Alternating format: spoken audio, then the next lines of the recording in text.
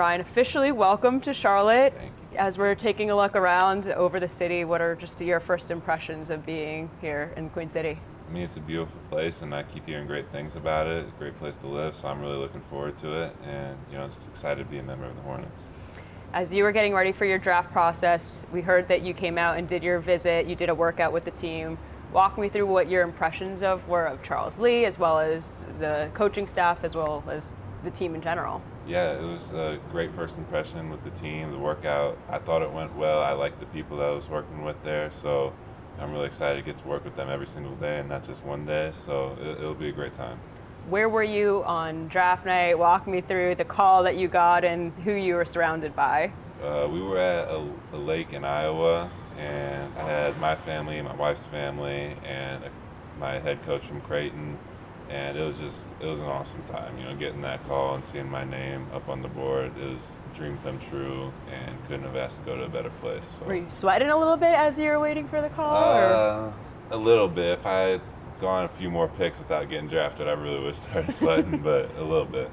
I know that you had a very long college career where you have a lot of accolades that you've picked up. You're coming into a team where you're going to be older as a rookie than some other guys on the team. How do you feel like the experience you had in college at Creighton is going to lend itself well on the Hornets team? Yeah, I mean, obviously NBA is better in college basketball, but you still learn a few things playing 5 years of college basketball. So, I mean, just coming in the NBA, even though I'm a rookie, I actually need to be comfortable enough to use my voice and speak up when I see things. Obviously, I don't know everything. I'm going to learn a lot from these guys, but I feel like I can chime in a time or two and help out. So, just being willing to use my voice and speak up when I see something.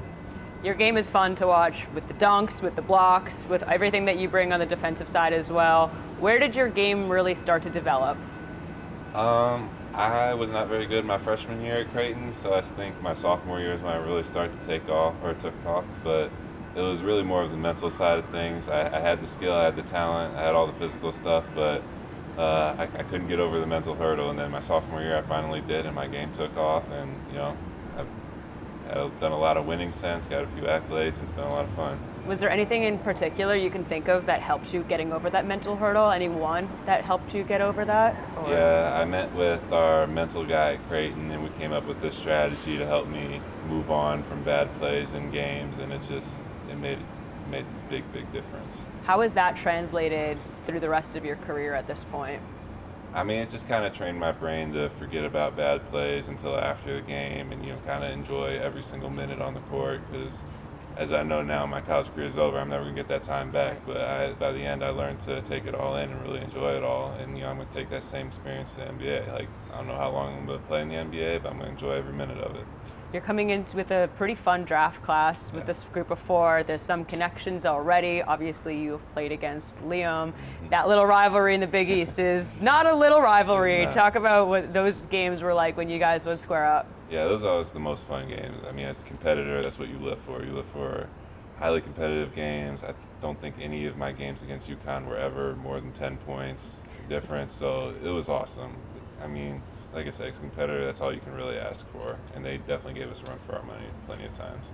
How nice is it, I guess, to be starting your NBA journey with other guys who are in the same position as you like this? Yeah, it definitely helps a lot. You get to come in with some guys who have your common situation, and people bond over that. So just being able to go through this with 3 other guys is going to help a lot. It's going to make that transition easier for all of us, I think. With such a long college career, I think something people can also look to you as is someone who's durable. You've lasted a long time, and you're staying on the court a lot too. Yeah. How does that going to feel like set you up well as you're getting ready for your NBA career too? Yeah, you just kind of get used to, a big workload. Obviously, you play way more games, but I mean, I feel like I'm about as ready for it as you can be, playing almost every game for 5 years. And my coach at Creighton was not afraid to just let me stay out on the court for 40 minutes, so that'll help a lot. It'll be a little bit of adjustment, but I feel ready for it. With this Hornets team, we know you're going to be bringing that defense, coming as the 4-time Big East Defender of the Year. What else can fans expect out of your game? A bunch of lob dunks. I think I'm going to get a few of those this year. But yeah, just intensity and high-level competition. Like, I hate losing way more than I like winning, so I'm going to do everything I can to help us win.